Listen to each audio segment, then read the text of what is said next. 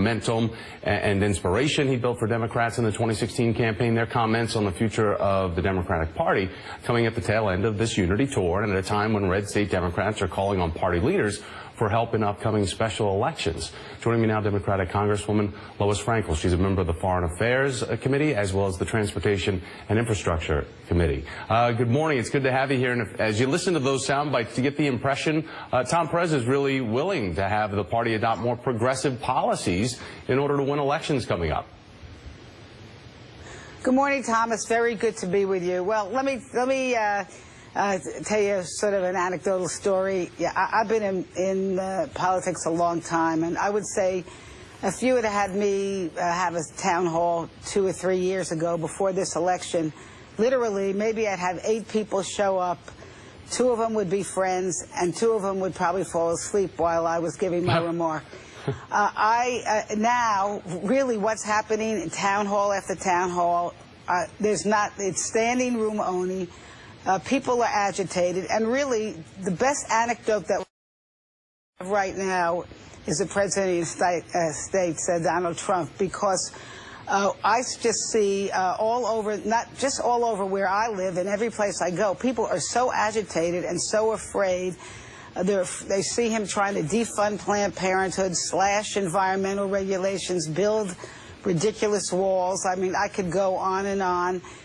So I think right now you see Democrats and progressives and even moderates are unified all over this country because they are really terrified about this president. What do you think, though, and as you say, and it's a great anecdotal story about what you've witnessed firsthand, because, yeah, probably there have been Democrats that have taken their votes for granted as opposed to Republicans who were able to send their leaders to control the House and the Senate and to control the White House with the election of Donald Trump.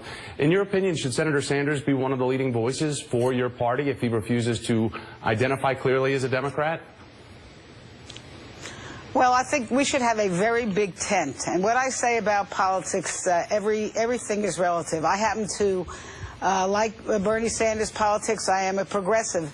But we need to have a big tent, and we have to remember, election by election, it's you have to evaluate the candidates who are running. And for me, what's so important right now is that we get back a Democratic majority so that we can, at least for the next 4 years, stop some of these terrible things that Donald Trump is trying to do. In your opinion, who do you consider the leader of the Democratic Party right now?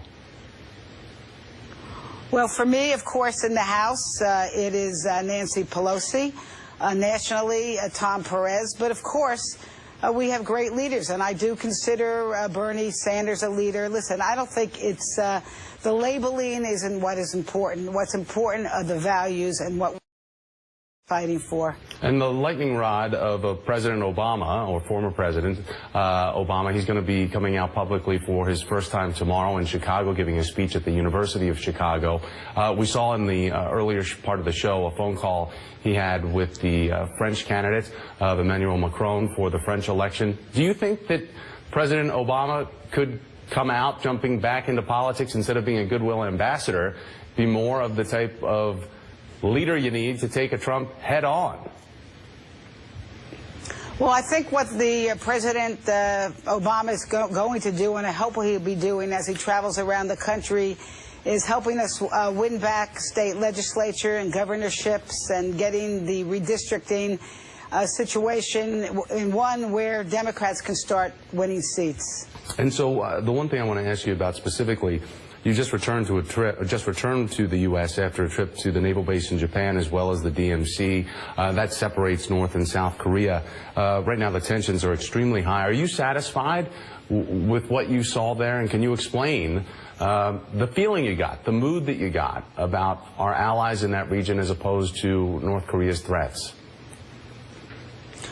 Well, Thomas, you know, one of the reasons I ran for Congress is my son, Ben, is he's a U.S. Marine War veteran, and I promised myself that if I got to Congress, when I got to Congress, I'd learn about the world, so I'd never send someone else's child to war unless I had a good understanding. This trip, which was a bipartisan trip to South Korea and Japan, really opened my eyes. And I think here's what I have to say, is it is very important that we work closely with our allies, Japan and South Korea, that we cool down the rhetoric. This is time for trying to get cooperation from China to use economic sanctions, diplomacy.